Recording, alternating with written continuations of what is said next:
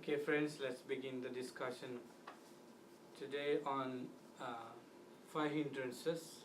We had a discussion on five hindrances last week, but it was without the screen, the PowerPoint presentation. So I quickly go on these pictures that I could not show you. It will help us to remind ourselves about what the discourse says on five hindrances. Basically, when five hindrances appear in our mind, we cannot do anything worthwhile. We cannot do anything important according to the Dhamma. Because they are enemies, they are defilements, they take us to other fetters, defilement, kind of deep-rooted, attachment.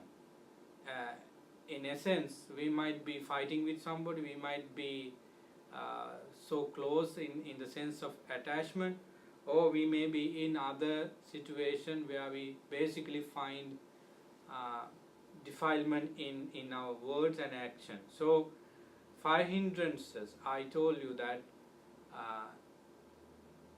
appear in different form, and they are the representative of greed, hatred and ignorance.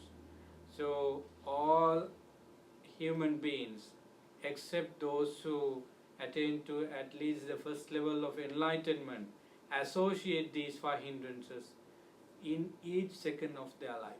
Even in sleep, these five hindrances, of course, sleep with the physical, sleep, but suddenly, suppose you hear a sound, then you jump and scream, or maybe you do something. That is because of basically five hindrances. It doesn't mean that you don't do things without five hindrances. You do, but most of the days, most of the time of the day, these five hindrances could live with us. So when five hindrances are activated, it is something like this. This picture shows how five hindrances can individually, appear in of a monk when the monk is trying to meditate. Basically, this is second one is sensual desire. When the sensual desire is arisen, you are thinking about something pleasant, something joyous, something to attach. For example, a monk is in a meditation and the sensual desire arises immediately. He thinks or she thinks about, something totally opposite of samadhi, something totally opposite of wisdom. Perhaps thinking of going to listen to a music, perhaps going to enjoy some sensory experience, something like that. Perhaps his or her mind could go into the past where he or she experienced similar things. So this second picture is something. Then ill will. We could be angry ourselves, even not without, or even not working our meditation, we could be angry. Suppose a kind of irritating sound is coming behind from a child during your meditation. So you must have a sense of ill will. It could not be the full version of aversion or ill will, but a kind of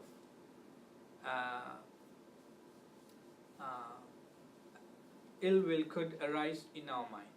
So then sleepiness and drowsiness, and then doubts, then restlessness and worry, any of these could arise.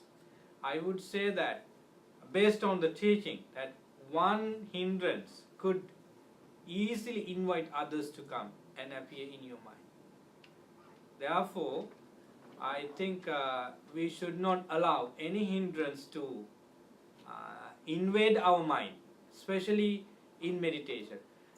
of course, we should be careful about these five hindrances in each second of our life, but at least during the meditation, you must recognize these five hindrances when they arise and put them away immediately.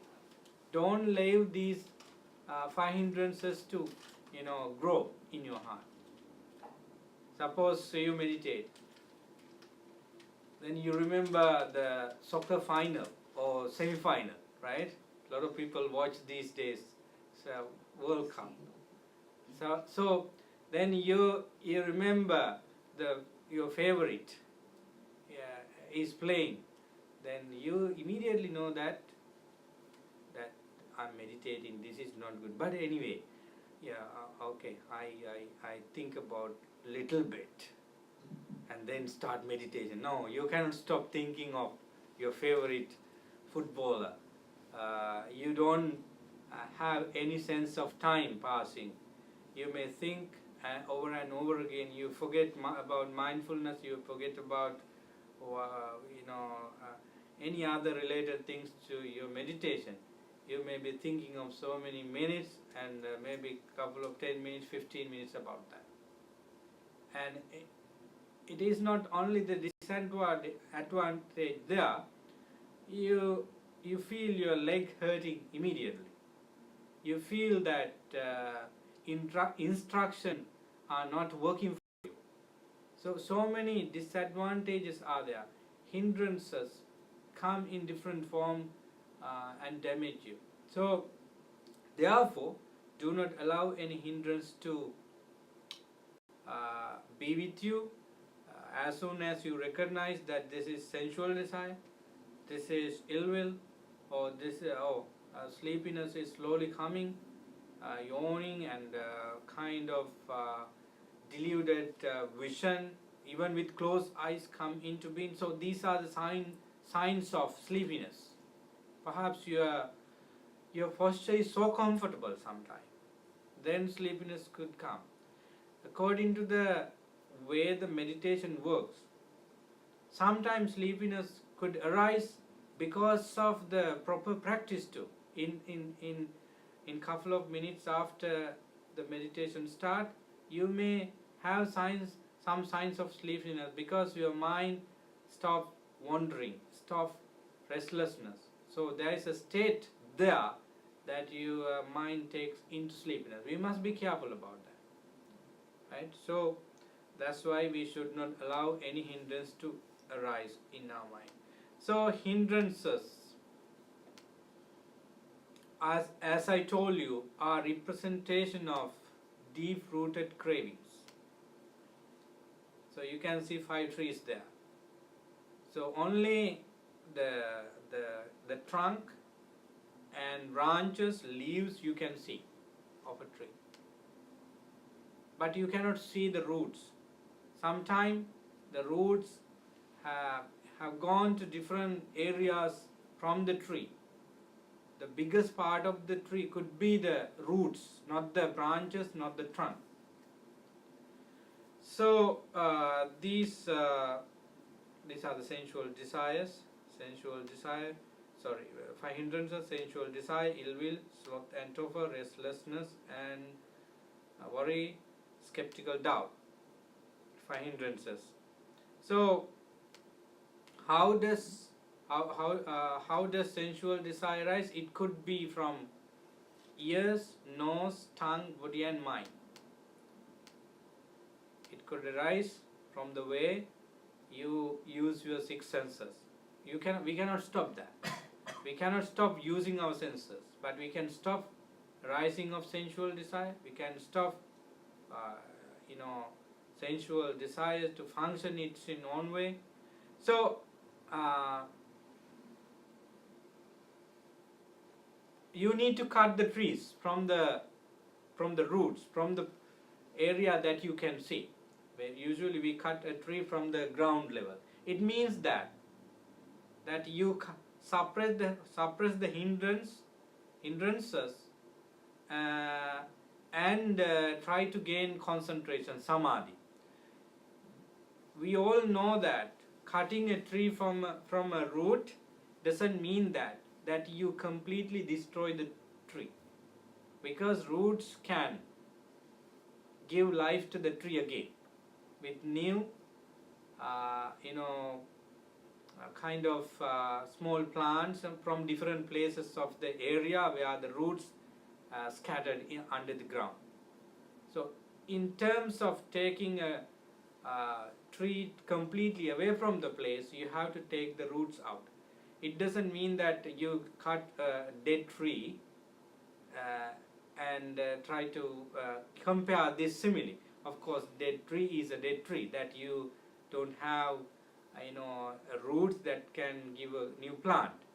But this is a simile that always we take in order to show you what can we do with the hindrance. You cannot destroy the hindrance. No words that such as destruction, complete elimination and so forth could be taken, but I use the elimination of hindrances in order to explain this.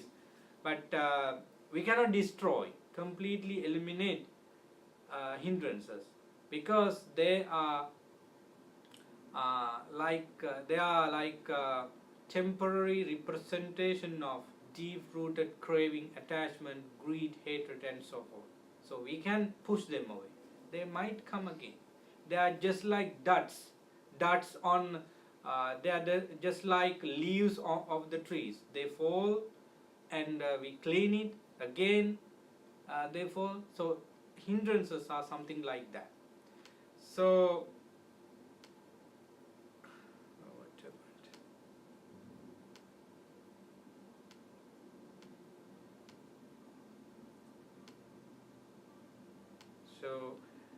we talk about the 5 impurities of gold last week. These are the 5 impurities of gold. It means that we cannot compare the gold to any of these materials, iron, copper, tin, lead and silver, in many ways. So then we were talking about how to observe mind when kama chanda, sensual desire, is present. This is the exact way the Satipatthana Sutta teaches. Whenever sense desire is present, it should be understood properly that sensual desire is in me. So that's the first understanding we should have if we practice Satipatthana on this particular sensual desire. So next, whenever sensual desire is absent, it should be also noticed. Right? Suppose you start the meditation at 7. People take the entrance to meditation from their own ways. It's totally okay. Perhaps you watch your breath from the very second of your meditation. Some people take the scanning the body, some people recite some verses. It doesn't matter. So from the very beginning of your meditation, you realize there is no kama chanda in me, because you know what kama chanda is now. So with that understanding, you recognize yourself that there is no kama chanda in me. But after a few minutes, your mind goes to something related to kama chanda. You cannot take your mind. The mind is traveling without a body. That's the nature of our mind. Mind could go to Sri Lanka, mind could go to India, mind could go to United States or to Russia, to the football match. It's travel immediately. So understand that my mind has gone. Don't worry about jumping your mind. It's the nature of our mind. Right? Just look at how the mind travels from one place to another, from one memory to another, from good behavior to a bad behavior. Just look at it without taking any action, without taking any reaction. So that's a kind of research. We always become afraid or upset when our mind travels to somewhere else. Don't worry about it, because first thing we need to know whether our mind is controlled, whether our mind is obedient to us. So by watching all these scenarios in our mind, we come to know that my mind, though I use mine, is not mine. So that's the first thing.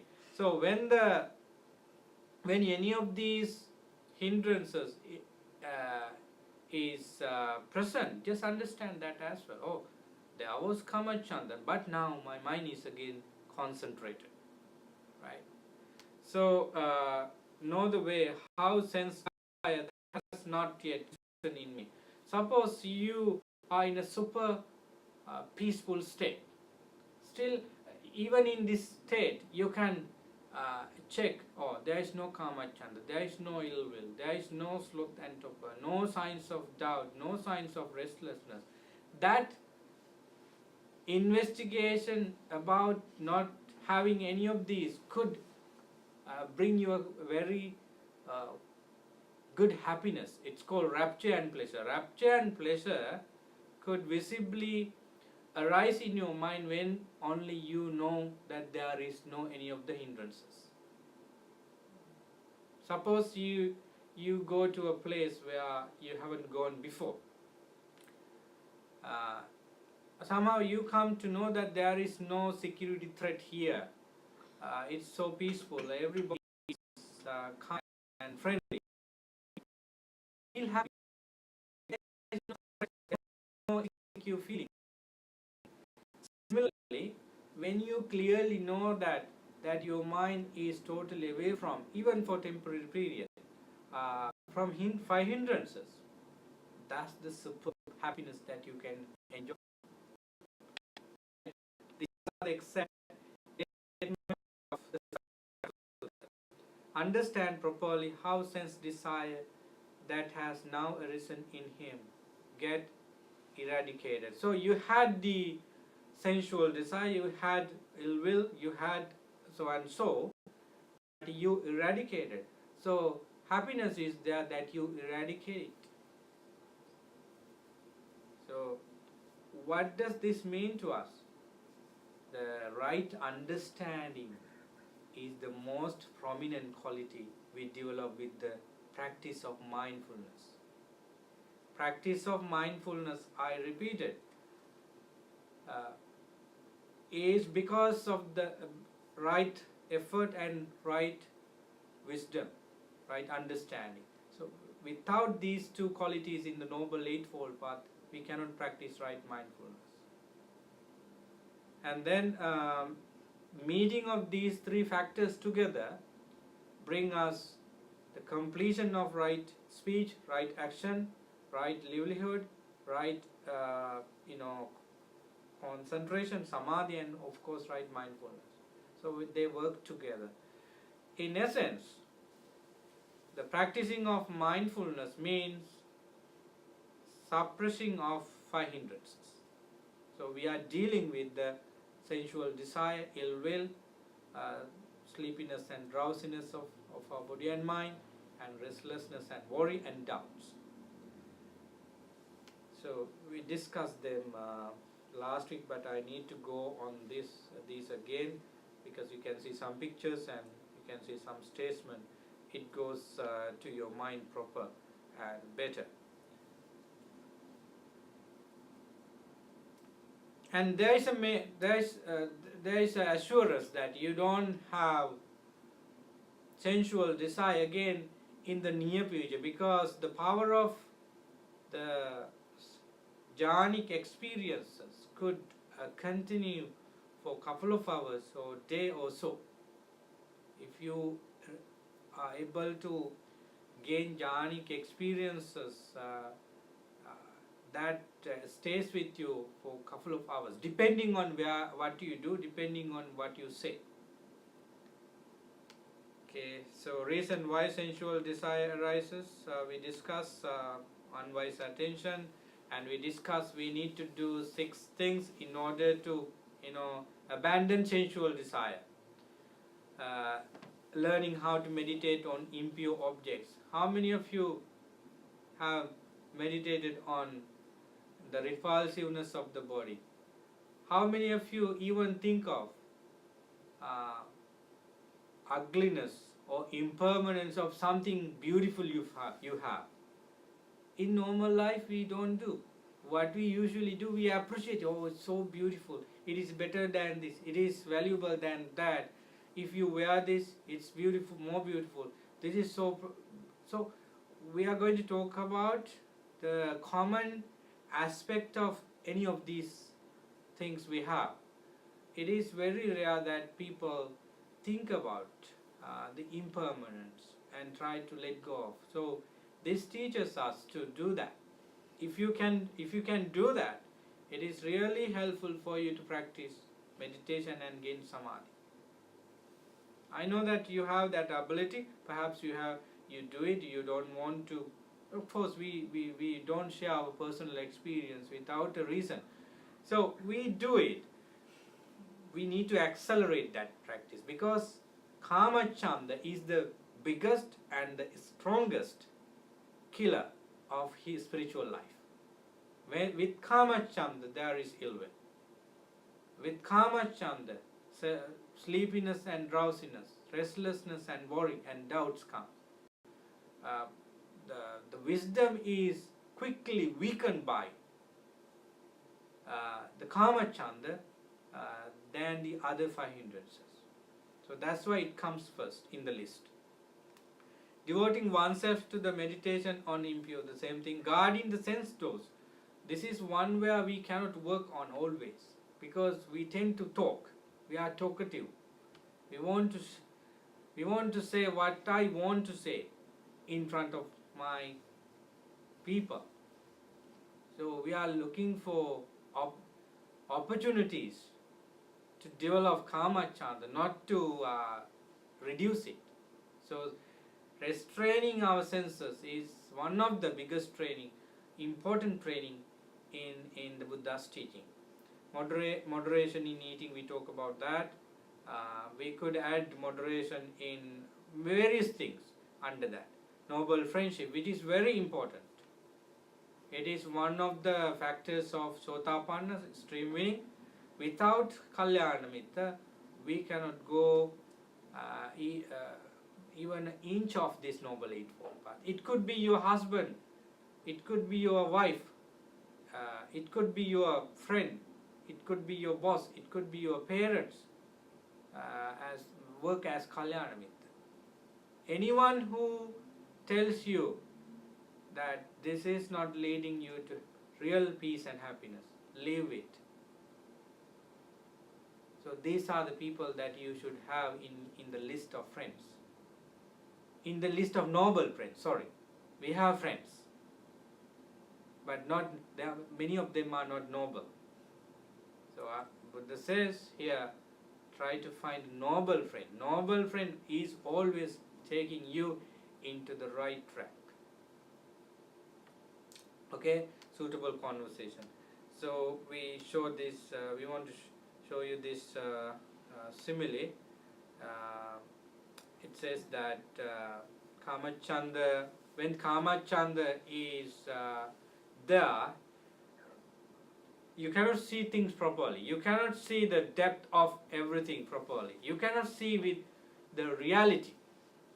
It's just like the water with some colors. When some colors mix with water, you cannot see your picture. You cannot reflect yourself. You cannot see even the bed of the pond or whatever in the water, because the water is the clear clarity of the water is covered by the colors. Kama Chanda is something like that. When you satisfy your ears, tongue, body and mind with attachment, you cannot see the peace in your mind. It's nowhere. There is nowhere for you to go into that kind of life, peaceful life. So that's the simile from Samyutta Nikaya. We go to Vyapa, the ill will. So they are friends of our life. Most of our life has been with Kama, Chanda and Vyapada. One of these, basically. When Kama, Chanda and ill will is there, we don't see far distance. We try to react immediately. Yesterday I watched a video. It's a real one. A person is watching a football match. I think it was not with this World Cup. He was watching and immediately I think power cut because of some reason. He got angry and threw the remote controller, and then the power came back and he started watching. Then there is some problem with his TV and he was so angry, and I think there was something, a cup or something, he threw it to the TV. So it's a good example to see how people live with Vyapada. So we cannot see the reasons of something when we have Vyapada, when we have Kama, Chanda in the intense way. So that's Vyapada. I told you this important statement of some different individuals. Anger and intolerance are the enemies of correct understanding. Mahatma Gandhi. Anger. Take a deep breath before you speak because your mouth acts quicker than your brain. So when you are angry, suppose you feel angry, you never split it out with words or action, but you are angry, you feel anger within. Just take a deep breath and understand that I do not want to live with this thought. I'm pretty sure that the level of anger reduce into greater extent, because it cannot live. When you notice your anger, anger cannot live with you. So anger doesn't solve anything, it builds nothing, but it can destroy everything. Steps to deal with anger, similar thing as we discussed related to Kama, Chandas, therefore we do not want to go on again. When there is anger, when there is aversion, when there is ill will, whatever words you use, it doesn't matter. Realize that I have this. Then try to pull it out. Perhaps you become successful, perhaps not. Understand the results, and then take strong decision not to react according to anger. So you can do so many things. Here I do not intend to give everything you can do, but basically this is enough for you, and you can understand many things as you have been dealing with all these things for a long time. Reasons for anger. We discussed that there are objects causing aversion, frequently giving unwise attention. Ayoniso manasikara is the primary or the basic reasons for all kinds of hindrances. Unwise attention. Unwise attention is a word given to the opposite of wisdom, not knowing the reality.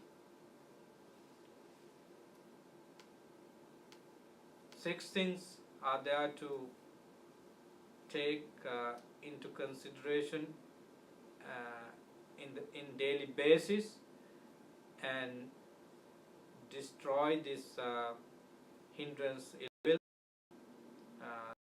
How to meditate on loving kindness, the direct opposite of ill will.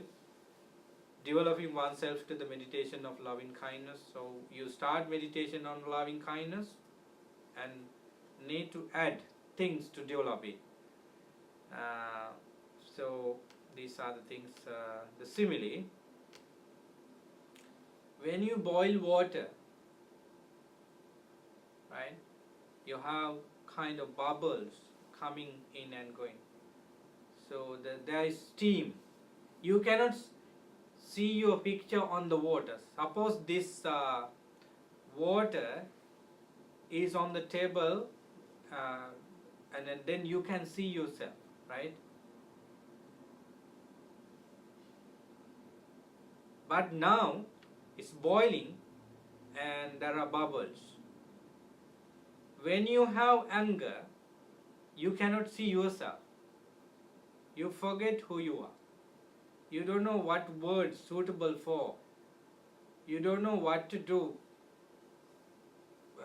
if you want to get something done, because your mind, your body have been taken into custody by the anger. Whatever anger, whatever defilement wants to do, you do. So that's the anger. Then we go to Tina Midda. When Tina Midda is there, you know what happened. It could come while we are driving. It could come while we are meditating. It could come while we are working. It's unavoidable physical and mental behavior. But when mind is illuminated with spiritual qualities, we don't want to sleep. Our body do not want to go to bed. It's always fresh. So sleepiness and drowsiness, sleepiness is more physical, and the mental sluggishness, drowsiness could happen because of karma chanda, because of other defilements. So here in this picture you can see how this monk is having sleepiness and drowsiness. Why do we learn these things? Does it make sense for you? It makes sense for you as the good statement now. How about if you do not apply these things in your life? I don't think you can get good results. We need to remember these things. This is more practical. Sometimes we take discourses into discussion, but we cannot apply them in our daily life, because some statements, some Dhamma facts are being practiced by Sotapanna, Sakadagami, Anagami, Arahants. We are not in their category to take them and practice. But these are very, very good practices. That's why I'm always emphasizing this fact that you need to apply them in your daily life. When you apply these things, you feel that you are upgraded in the meditation. That makes you encouraged to do more. Right? So, Tina Midda, Slok and Topher, this is the statement in particular discourse in Samyutta Nikaya. It says how to deal with Sloth and Topher. In short, did I told you the story of Venerable Moggallana about sleepiness and drowsiness? Yes, I told you that he was sleeping while meditation. Then Buddha saw him, sleeping, and appeared in front of him and advised him with so many tips to overcome sleepiness. So in that we can apply these steps. If you feel sleepy in your meditation, just imagine that you are in a room where there is brilliant light, couple of lights. So your mind then in tune to those brilliant lights. Sleepiness could disappear with the light, perception of light. Then if that is not working, just rub your face and head and then turn your body like this. So we can do this kind of things without any price to eliminate sleepiness and drowsiness. So many things are there to discuss. Now we go to the 6 things we should do to overcome sleepiness and drowsiness. Don't eat too much. especially in meditation retreats. How many of you eat a plate of rice before come here? It's okay because it's okay because you take more than 30 minutes to come here. As soon as you take your meal, don't sit for meditation.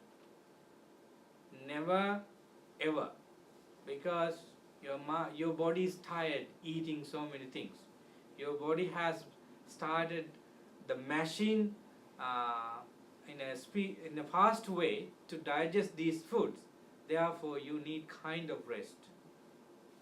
I'm not telling you to sleep on the bed, but leave it in a comfortable way, at least for 1 or 2 hours. But according to the hustle, bustle, busy life, we give only 30 minutes after lunch and start some discussion here, and perhaps standing meditation and so forth. In the monasteries, the monks and nuns, even lay people who are in monasteries, start walking meditation, which is the best way to do. So, change in the bodily posture, thinking of perception of light, we discussed these things. So, the simile is important. We have seen water tanks, lakes with all these, algae, water plant, and so forth. It's not beautiful. It's beautiful in a way because you have some water plant, but in the sense of reflecting yourself, in the sense of seeing the beauty of calm water, moss and algae, water plant are hindrances. So when the sleepiness and drowsiness, can you understand the points of a lecture? No. You remember only you go there and write down something, but you don't get the relationship between the points. Perhaps you cannot remember the examples. You are totally out of what it is expected, because sleepiness hinder our mind to get the connection, reasons of what we are discussing, what our mind needs in terms of developing it. So this is the simile Buddha gave in the discourse. Now we go to the Uddacha Kukkucha. Our mind shakes always when it is there. No chance there for us to keep our mind in our control. It always in unrest. Therefore, there is worry, frustration. So, unwise attention, and there are some other things. The cause for restlessness to arise in our mind. 6 things again. These 6 things are not from the discourse, they are from the commentaries. Okay. Now, if you have the knowledge about the Dhamma, you are somehow able to overcome restlessness and worry, because you can use the knowledge as a tool, as a weapon to overcome restlessness and worry. Asking question about various Dhamma facts, and knowing the Vinaya. How many of you know the Vinaya rules? How many Vinaya rules do you have as lay people? How many? 5 precepts. There's 5 precepts, yes, 8 precepts, 10 precepts, and there are other precepts as well, but we don't use the word precept for them. Practicing your sensory meditation on senses, sense restraint. We all need to do that. It's a kind of Vinaya aspect, right? So you have 5 precepts, 8 precepts, 10. These are the Vinaya for you. Then these are common things. So suppose you go to a cottage nearby a lake early in the morning. You come out of your kuti or room and you see the water is so calm, just like a glass which is clean. And you take a stone and throw it to the water. What happens? So wherever the stone touch, the water start making ripples, and the water, that glass-like water, is disturbed by. Then you cannot see the mountain nearby on the other side of the village on the water because the water is disturbed. When restlessness and worry manifest or appear in your mind is shaking, your mind is not in peace. How beautiful these similes of the Buddha. He took it from the nature, right? Everybody is familiar with these similes. Perhaps they did not understand this Dhamma statement because they are deep. But when the Buddha gave a simile analogy from the nature, they could get the meaning. So we must be able to remember at least these similes and compare it to real mentalities. Oh, this is sensual desire. When the water is mixed with different colors, we cannot see objects in the water. Similarly, when there is desire for sensory experiences, our mind not is in peace. So you easily compare yourself, right? No, you don't want a teacher to teach this. You have already understood the concept. So remember the similes. So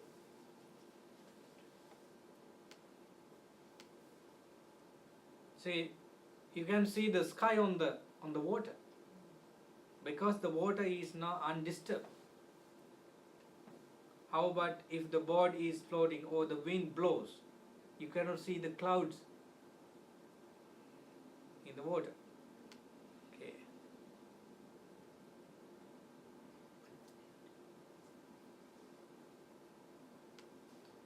So, Vichikiccha, doubt. Yes, no, yes, no. Do I do this or no? So, when you have vichikiccha, oh my goodness, you cannot sleep. You cannot eat properly. Nothing works.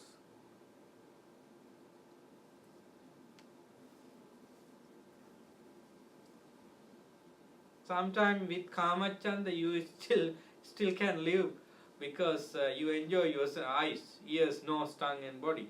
But when particularly anger is there and vichikiccha is there, you cannot enjoy anything. You cannot even tasty food. You cannot enjoy anything because doubt is there. Oh, whether there is poisonous thing in this. Oh, this is too bad. So some people are too what do you say?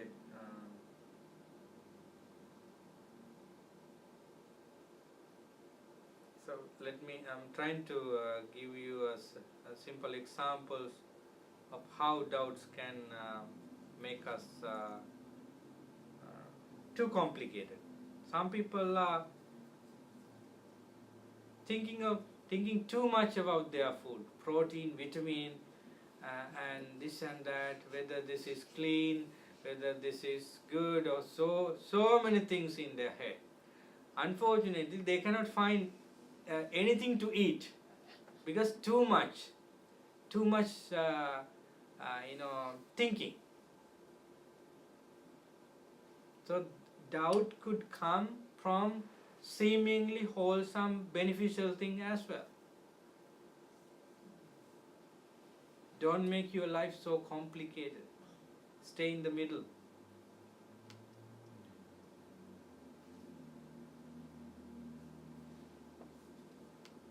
reasons for doubt is unwise attention. Basically, 6 things you can do to, if you have doubt,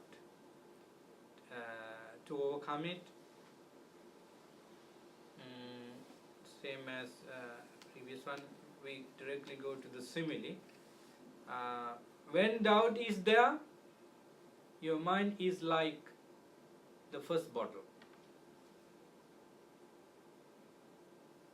Right? You cannot see the other side, any object of the other side of the bottle, because the water is mixed with some colors. But when there is no doubt, water is clear like the water in the bottle with the Buddha statue.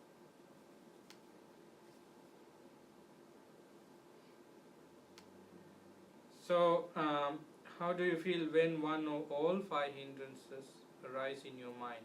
Free, relaxed, happy? No. In order to understand this question and get the right answer, you shouldn't have hindrances right now. Right? If you have any of the hindrances working in your mind, you may not get the full meaning of the Satipatthana, because hindrances, or one hindrance, or all 5 hindrances, do not allow you to get the full message of the Buddha on Satipatthana. Now, we never free ourselves when hindrances, no peace at all.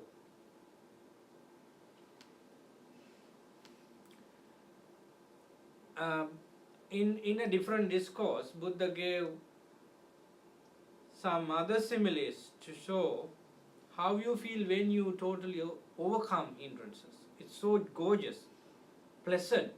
No words are there to explain. No words could not be found to explain that peace, that happiness, because it's beyond the language, it's beyond the normal experience. But he tries to give some similes. Suppose there is a man who has incurred a debt but has become ruined. Now, if his creditors, when telling him to pay back the debt, speak roughly to him or harass and beat him, he is unable to retaliate but has to bear it all. It is his debt that caused this forbearance. So, when you have hindrances, you are like a man who has taken loans and unable to pay back. You always worry about. You always you always live in fear whether these people come tonight. He find happiness only when the sunset is because he or she makes sure that these people are not coming today. Before sun rises, he could leave home somewhere. One of my friends in Sri Lanka has taken so many loans from from financial institutions as well as from different friends. We know that he could not pay them back. Now he disappears. His wife and children, unfortunate thing, but I want to tell it to you that go to different temples and devalas, and because she thinks that the horoscopes is bad, and that's why he so rubbish. So this is exact thing what happened when we are so greedy, unmindful about the way we need to maintain our life. So taking a bank loan for business and sensual desire, empty pocket. So suppose when you have ill will, it's just like you have a stomach problem or kind of vomiting, and somebody comes with a delicious food and asks you to eat. and you eat it. Even though it is the most favorite food of you, do you eat it? If a man suffers from a bilious disease and receives even honey and sugar, he will not enjoy its flavor, owing to his bile sickness. He will just vomit it, complaining, it is bitter, it is bitter. When you have ill will, you see your good wife, your good husband, your good parents, children are as bad. Even something appreciative could not be appreciated because anger is there.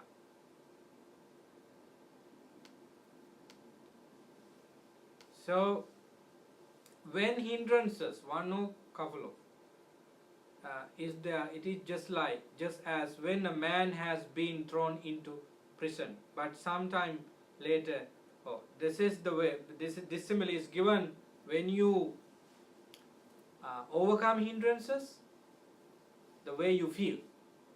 Suppose you were in the prison, but sometime later, because of your good behavior, the pardon is given and you are released from the prison. He is safe, without fears. He did not suffer any loss of property, and at that time he feels joy. We never know how people suffer, in which way people suffer when they are in prison. Of course, they did something bad and they didn't think about the consequences of these bad things. But everybody who goes to the prison suffer a lot. How many of you visited prison? You do. So I try my best to. Next time when I especially go to Sri Lanka, it's a place where you need to visit. It's a shocking experience. So people overjoy when they are released from the prison. We all live in prison. What is the prison we have? Living with 5 hindrances. Living in a shell in the prison is better than living with the 5 hindrances. If you are not taking any actions to destroy or overcome the 5 hindrances, it means that you have a lifetime prison. You make your prison in your heart, and you are there is no release at all.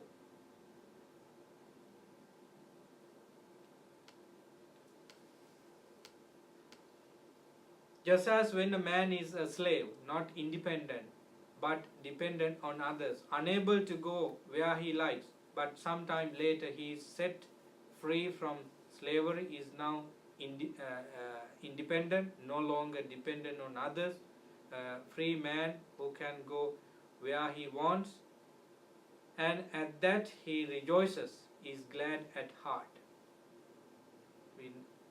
In real life, people suffer a lot from others' influences.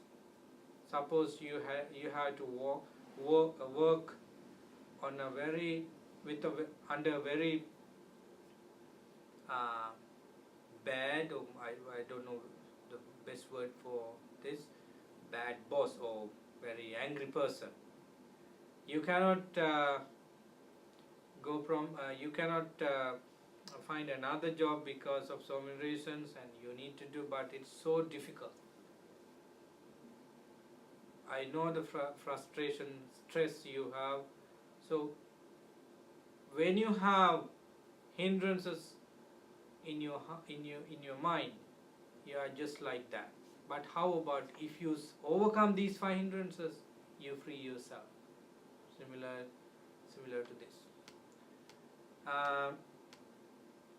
Just as when a man rich and prosperous travels through a wilderness where there is no food, and much danger, but sometime later he has crossed the desert and gradually reaches safely the vicinity of a village, a place of safety, free from danger, and he is rejoiced. Suppose you went on a wrong way, somewhere you never travel. Your GPS, there is no signal in your GPS, no map, and the language the people talk in that country, you don't understand that. What happened to you now? Do you feel free and relaxed? Can you enjoy the beauty of the nature? No. In my opinion, you are frustrated, you yielded. Perhaps the husband is driving and the wife is telling the way, and the husband, oh my goodness, perhaps the wife is not taking anything, she was sleeping while the husband was driving and he got wrong. So then wife wakes up and okay, that's why I told you to get the map, and so many things happen in the car, right? So nobody in the car is in peace, but somehow you find the roads that you wanted. So now everybody is happy.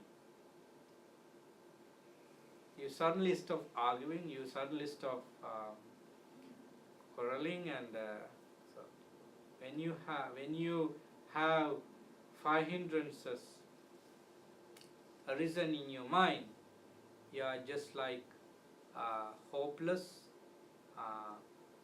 and in danger, like in the desert. So this is another picture, sorry, that you can take help to understand.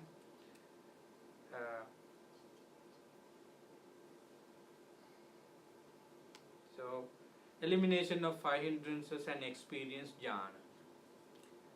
I want to ask a question from you. What is jhana? Is it an English word or? Yeah, originally it is from Pali, but it has become an English word now. We have been talking about the 5 hindrances and the way to overcome it, and what could bring to us if we overcome the 5 hindrances. And now we are going to talk about what we can have when we eliminate 5 hindrances. So there are 5 hindrances. Sensual desire, second, ill will, sleepiness and drowsiness, restlessness and worry, and doubts. Kamachanda, Vyapada, Teenamidda, Uddacha, Kukucha, Vichikiccha. There are 5. Like the 5 fingers, right? When we overcome these 5, we have another 5 arisen in our mind. What are these 5? Applied thoughts. It's called vitakka. Sustained thoughts, vichara. Rapture, piti. Pleasure, sukha. One-pointedness, ekaggata. These are the 5 aspects that definitely arise in our mind when we overcome 5 hindrances.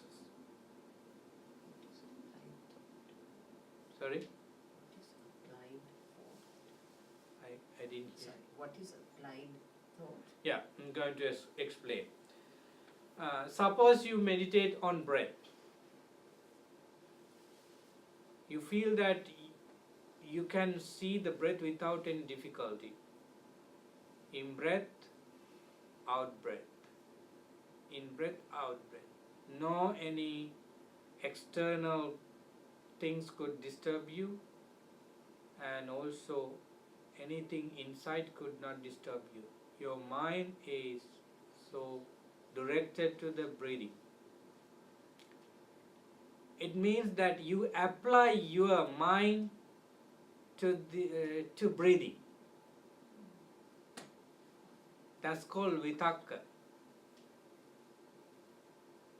You apply your mind to the meditation subject and keep it there.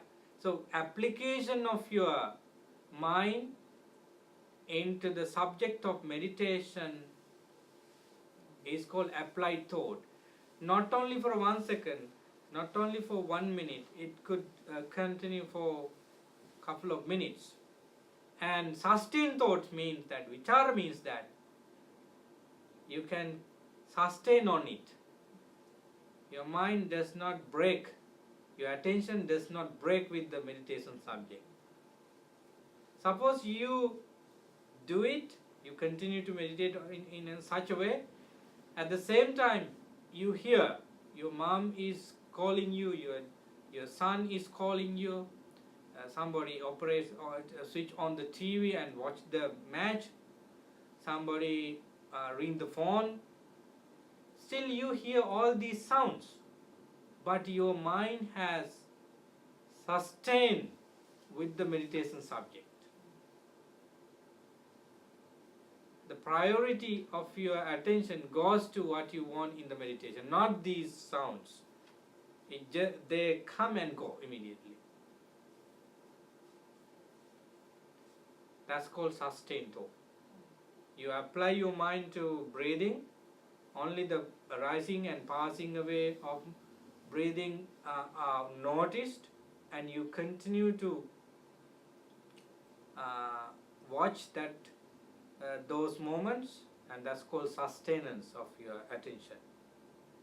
Because of the application and sustenance of your mind there, now piti arises accordingly. How does that happen? Because of the application and sustenance of your mind there, right understanding, sammaditi, is slowly growing. Samma sati, mindfulness, is slowly coming, and that helps you to decide that this is what I was looking for. It's so nice. That's these words. Of course, you are not talking verbally. No words come out of, but your mind can talk. That's called vitakka vichara again. You have thoughts. Applied thoughts mean you have thoughts. Thoughts are producing always, but they are very wholesome. How beautiful this feeling is. These kind of ideas come always in the meditation. Because of this investigation into within the framework of peace and happiness, piti arises. Piti is more mental. Your mind is happy. That's called piti. When mind is in rapture, body cannot think about get something else, but it's always there, and it flows to the body. Then bodily relaxation, we call it tranquility of our body, is understood by the meditator. Oh, body is so calm. No, you don't feel any pain on your knee, no pain at the back. Muscles are like the cushions that gives you kind of happiness. So your body is so relaxed. That's called sukha. With these things, your mind is stay with you. Sorry to use these words, with you. It means that your mind has been centered within the body, feelings, mind and mental state. the four foundation has been practiced into this level. These are the 5 qualities of the first jhana. I know that some of you now think about, oh, I have experienced this before. Of course, you could have, in my opinion, in my guessing, experienced the first jhana in meditation.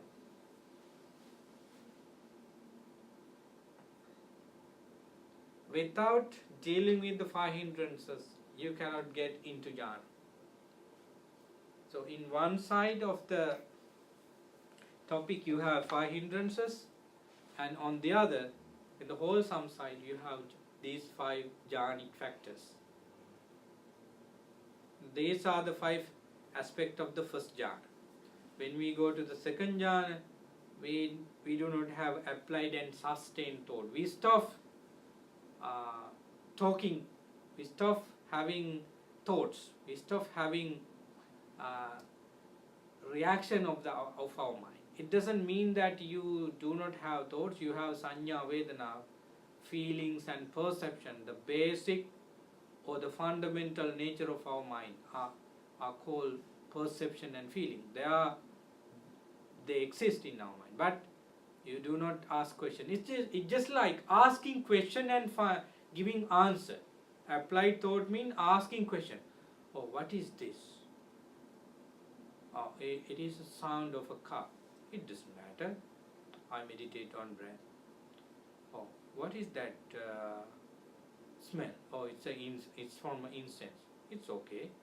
I know that anything coming from the nose as a beginning, and also there is an end. It is impermanent. I don't worry about. So you start.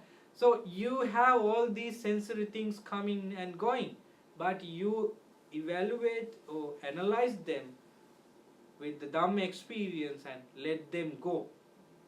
That's called applied. That's another aspect of applied thought. You have thoughts, you create ideas, but none of them are based on kamachanda. None of them are based on vyapada or any other hindrance.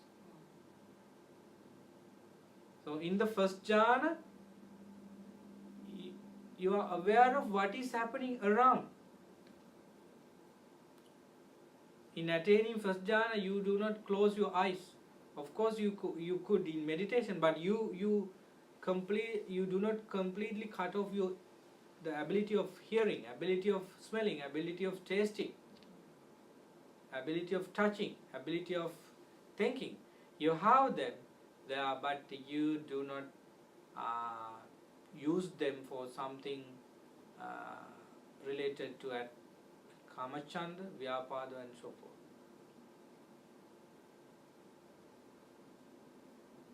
So when the 5 hindrances disappear, you have another 5. They are vitakka, vichara, piti, sukha, ekaggata. Applied thoughts, sustained thoughts, rapture, pleasure and one-pointedness. Now you have a challenge to experience this. Of course you can. I do not want to go into the next subtopic of Dhammanupassana, because this is very important. This is the most important thing we all need to work on. 5 hindrances. Go home and Google 5 hindrances.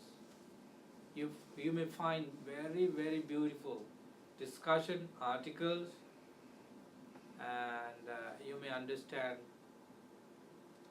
many things about your training, about your meditation out of this reading. Or go to YouTube and type 5 hindrances. There may be beautiful talks about 5 hindrances and the ways to eliminate them. Okay, so this is the way that you experience Nibbana right now, here and now. How many of you would like to attain Nibbana right now? No? No one wants to? Everybody wants to, right? Yeah, this is the way. This is the having these 5 things: applied thoughts, sustained thoughts, and so forth, are the qualities of momentary Nibbana. So you can have Nibbana while you're alive. Oh yes. Why do we try Nibbana if it is coming in the next life? Because not you, not me having Nibbana if it is coming in the next life. Right? Buddha never ever told us that Nibbana is only achievable in the next life or after next life or in the samsara. Buddha in Satipatthana Sutta clearly says that if you practice the mindfulness on body, feeling, mind and mental state, as I said in this discourse, you attain to enlightenment, at least to third order, the last one, within 7 days. He never ever told in that discourse that you should think of what you were in the previous life, in the samsara. Perhaps you must think whether you have done enough. Oh, my karma is bad, that's why I have this and that. So no, they are rubbish. They are not from the Buddha's teaching. They are what we created from misunderstanding. Buddha is a very pragmatic teacher. He's a psychologist. He's a scientist he was able to show the Nibbana from his experience, and of course he asked others to practice the same thing, and he could show that this is Nibbana. Nibbana is a personal experience, and it could be experienced by applying these things, especially dealing with the 5 hindrances. Bhante, do we know if the Buddha knew that he had so many births and deaths before he attained enlightenment? Yes. Did he know that he had so many At the births? time, while he was attaining to full enlightenment, he knew, because the first knowledge, right after these jhanic experiences, he directed his mind to see who I was in the past. It's called Pubbe Nivasanusati Jnana, the knowledge about his own previous lives. Pubbe Nivasanusati Jnana. Anybody can gain it, but remember this, you cannot get it unless you practice jhana, samadhi. You should have so many works for that. But in order to gain Pubbe Nivasanusati, you should do many things, even beyond the level of attaining enlightenment. Suppose you have to do 60 things or 70% of your training to attain enlightenment. Perhaps gaining Pubbe Nivasanusati Jnana, you have to do more than 100.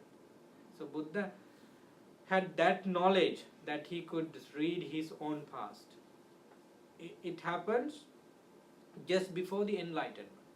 The first knowledge he got is Pubbe Nivasanusati Jnana, the ability to read his past lives, uncountable number of past lives. What made him with that I was in that life with that name and I died there. I reborn in the next life with, and my name was there. So he made sure himself that this samsara is something like that, with so much suffering. Then he looked at the other beings. We never know who he was. He focused, but basically he took the other beings as a concept and see. So whether they have the same patterns of wandering in the samsara. He knew that every living being has the same nature. But it does not mean that everybody has to have so many births to get enlightenment. Yeah. And everybody should do not want to know who he was, who she was, to attain enlightenment. Just only dealing with the mind at the present moment, you can do it. Only those people, Buddha, all these arahants, let's forget about the Buddha, all these arahants, men and women, did not know who they were before. They never thought about their previous life. They deal with emotions, feelings, thoughts, and their body right now and in the present moment, and stop flowing in all these defilement. Whatever they had as defilement, they empty their mind from. That's what they do. Suppose, yeah. Yeah, I guess that then becomes another desire to know, curiosity, asava, to know about the past, which doesn't make any difference. That's right. Buddha said that. Buddha gave a nice simile. Suppose you are shot by an arrow from you don't know where it came. Suppose you say that I do not want to take this out from my leg until I know who shot this, and from which company this arrow came, and from where he bought, and what is the reason how he or she shoot at me. Until I know all these things, I do not want to go to the doctor or the hospital. What happened to you? Yeah. You die. So the best thing you can do is to let somebody to take it out and get to the hospital, get into the hospital. So we do not want to know who we were in the past. We do not want to know what would happen to us after death. We do not want to think about what happened to us, who will be us next week. Just focus only this moment. It means focus your feelings, focus your mind, focus what you want to do, and so forth. If we are able to clean our words, action, and thoughts right now, definitely the next moment you have the same thing. So next moment after, so next hour, next half of the day, and next day, everything become clean and clear. At some point, you jump from different level of your mind.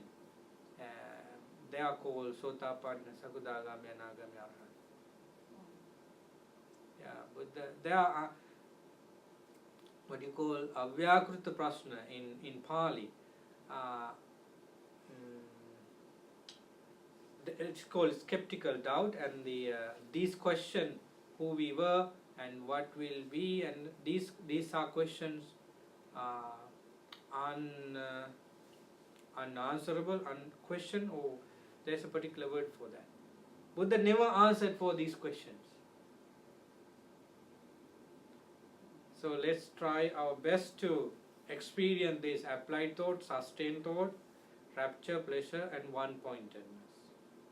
Not only in the meditation, even if you clean your kitchen and think that I did this because I want others to use the kitchen in a proper way. I do this because of compassion for myself and others. Leave Kamachanda, Vyapada, and other hindrances from your mind. Then you have these five. Mind is not empty at all. There are moments of in jhana, higher jhana level, that you can empty your mind. There is only one state. It's called Sanya Vedayati Nirodha, total cessation of feeling and perception. That's the only moment that you empty your mind from thoughts. Even the Buddhas could not empty. In normal situation, they have thoughts. We do not want thoughts to be totally away from our mind. We want to purify our thoughts. We want our thoughts to associate compassion, love, loving kindness mindfulness, wisdom. That's what we want. So have these thought. Applied and sustained thought, rapture, pleasure, one point, instead of sensual desire, ill will, sloth and torpor, restlessness and worry and doubts. Okay, that's all for today. I hope you practice meditation to eliminate or overcome the 5 hindrances. Thank you. Sadhu, sadhu, sadhu.